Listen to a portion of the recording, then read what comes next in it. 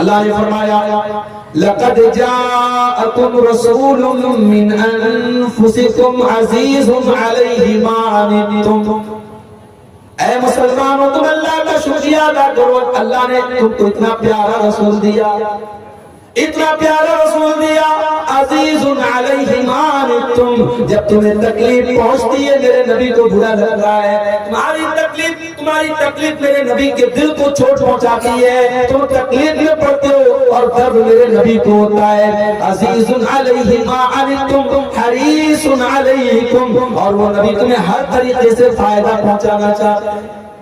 ہمارے نبی کا مشن ایک تھا میرے بھائی، لوگوں کا کیسے فائدہ ہوتا ہے، لوگوں کا کیسے بھلا ہو جائے، لوگ کیسے جہنم کی آگ سے بچ جائے، یہی مشن تھا میرے نبی۔ طائف میں پتھر کیوں کھایا؟ آپ کے اوپر نماز کی حالت میں آپ کا گلا دبانے کی کوشش کی گئی، آپ کی گردن پر گندگی لا کے ڈالی گئی، آپ کو شاعر کہا گیا، آپ کو پاگل کہا گیا، آپ کو جادوگر کہا گیا، آپ کو مکہ سے نکلنے پر مجبور کیا گیا، آپ سے جنگ لڑی گئی، جنگ احد میں آپ کے دانت توڑے گئے، آپ کا چہرہ لہو لہان ہو گیا، آپ زخمی ہو گئے، آپ کو زہر دیا گیا، یہ ساری تکلیفیں میرے نبی نے کس لیے برداشت کی؟ کیا نعوذ باللہ میرے نبی کو شہرت چاہیے تھی؟ میرے نبی کو دنیا کی دولت چاہیے تھی؟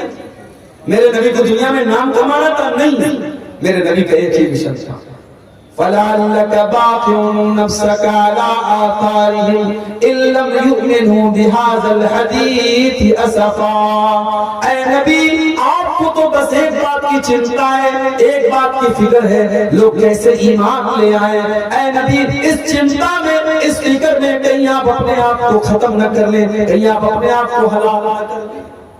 نبی کا تو ایک ہی مشن تھا میرے بھائی، نبی لوگوں کو جہنم کی آگ سے بچانے کے لیے آئے، اور اسی لیے اللہ کے نبی فرماتے ہیں، بخاری اور مسلم کی روایت ہے، او لوگوں میری مثال اور تمہاری مثال ایسی ہے جیسے کوئی انسان آگ جلاتا ہے، اور جیسے ہی آگ جلاتا ہے فَجَعَلَ هَٰذِهِ الْفِرَاشُ وَالدَّوَابُ يَقَعْنَ فِيهَا، یہ پتنگے اور یہ پروانے اس آگ میں جانے لگتے ہیں، ان پتنگوں کو، ان پروانوں کو وہ ہٹانے کی کوشش کرتا ہے مگر وہ بار بار اس آگ میں جاتے ہیں۔ اللہ کے نبی فرماتے ہیں انا آخذ بحجزکم عن النار وانتم تقتحمون فیہا، اے میری امت کے لوگوں میں تو تمہاری کمر پکڑ کے تم کو جہنم کی آگ سے بچانے کے لیے آیا ہوں، لیکن تم بار بار جہنم کی آگ میں چل جا رہے ہو، چلتے چلے جا رہے ہو۔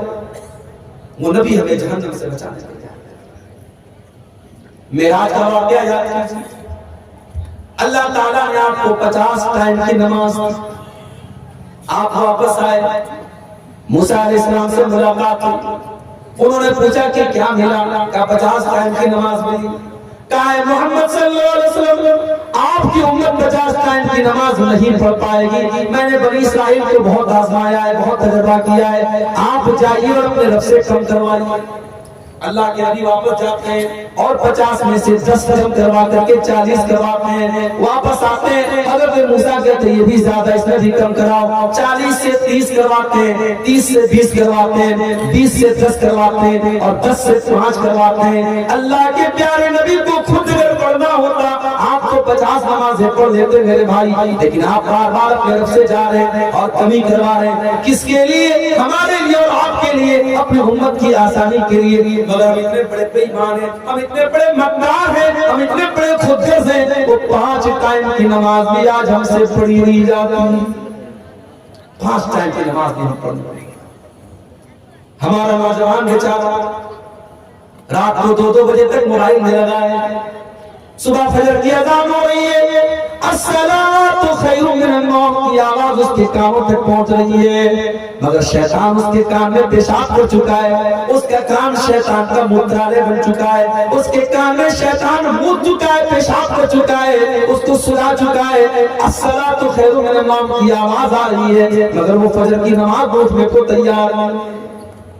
یہ بہت بڑا بزنس مین بن گیا ہے، یہ بہت بڑا ویاپاری بن گیا ہے، اذان ہو رہی ہے، مؤذن کہہ رہا ہے حی علی الصلاۃ، آ جاؤ نماز کی طرف، حی علی الفلاح، آ جاؤ کامیابی کی طرف، مگر یہ اپنی دکان پر بیٹھا ہے، یہ اپنے کاروبار میں لگا ہے، یہ اپنے بزنس میں لگا ہے، اس کا کاروبار نماز سے بڑا ہو گیا، اس کی تجارت کاروبار، اس کا کاروبار نماز سے بڑا ہو گیا۔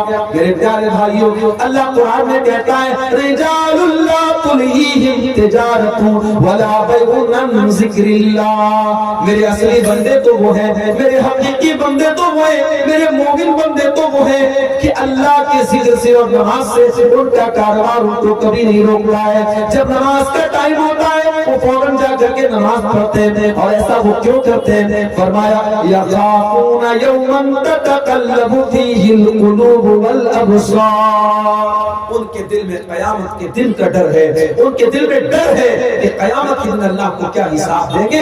اس لیے جتنا بڑا بھی کاروبار ہو، نماز کا ٹائم ہوتا ہے وہ جلدی سے جا کے نماز۔ آج ہمارا حال کیا ہے؟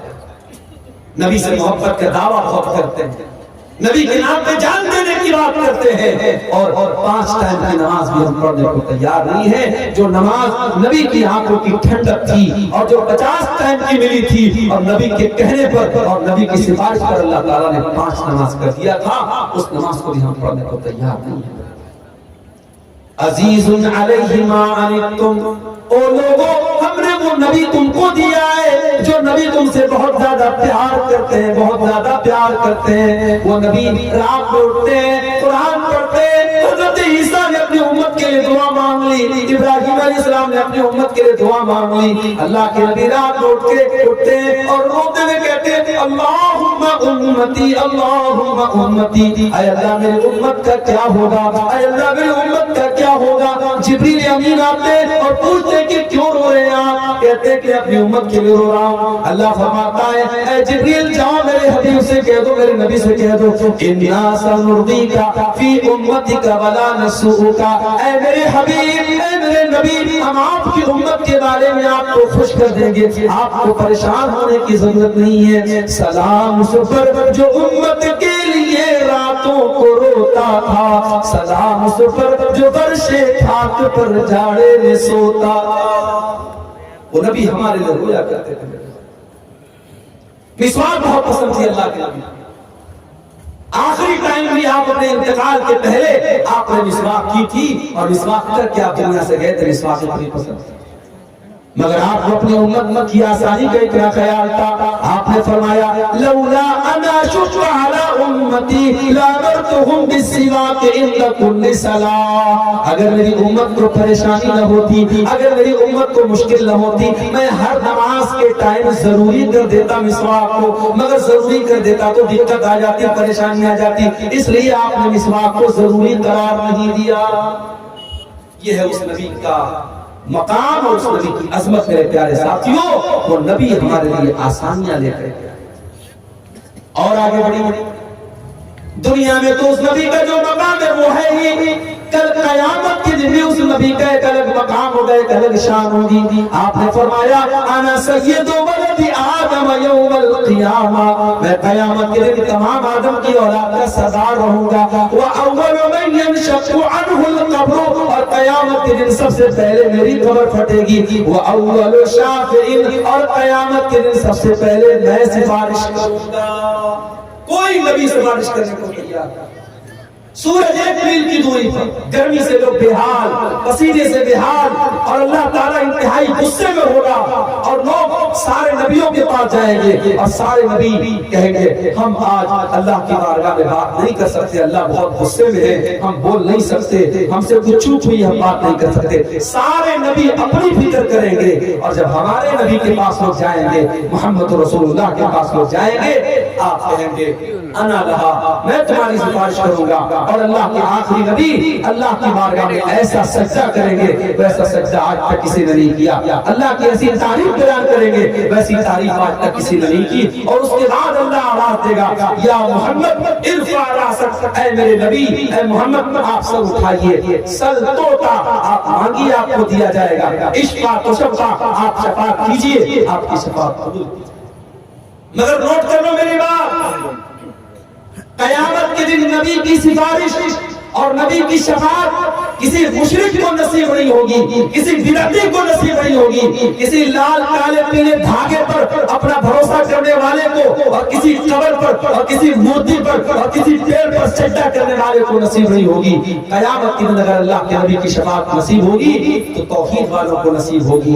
इसीलिए अल्लाह के नबी फरमाते हैं, बुखारी और मुस्लिम की रिवायत है कि हर नबी को अल्लाह ताला ने एक दुआ ऐसी दी जिसके कबूल करने की अल्लाह ने गारंटी ले ली, और हर नबी ने अपनी उस दुआ को दुनिया में मांग लिया, लेकिन मैंने अपनी दुआ को संभाल के रखा है। और मैं वो दुआ किसके लिए संभाल के मैंने रखा है? शफाअतन लि उम्मती, मैं क़यामत के दिन अपनी उम्मत के लिए शफाअत करूंगा। वही नाइलतुन इंशाअल्लाह मन माता ला युशरिकु बिल्लाहि शैया, और क़यामत के दिन मैं उसके लिए सिफारिश करूंगा जो तौहीद पर मरा होगा, जो ला इलाहा इल्लल्लाह पर मरा होगा, जिसका खात्मा तौहीद पर होगा। मेरे प्यारे भाइयों, जिस इंसान की तौहीद सही न हो, जिस इंसान का अकीदा सही न हो, जो इंसान शिर्क करके दुनिया से जाएगा, उसको क़यामत के दिन रसूल की शफाअत भी नसीब होगी।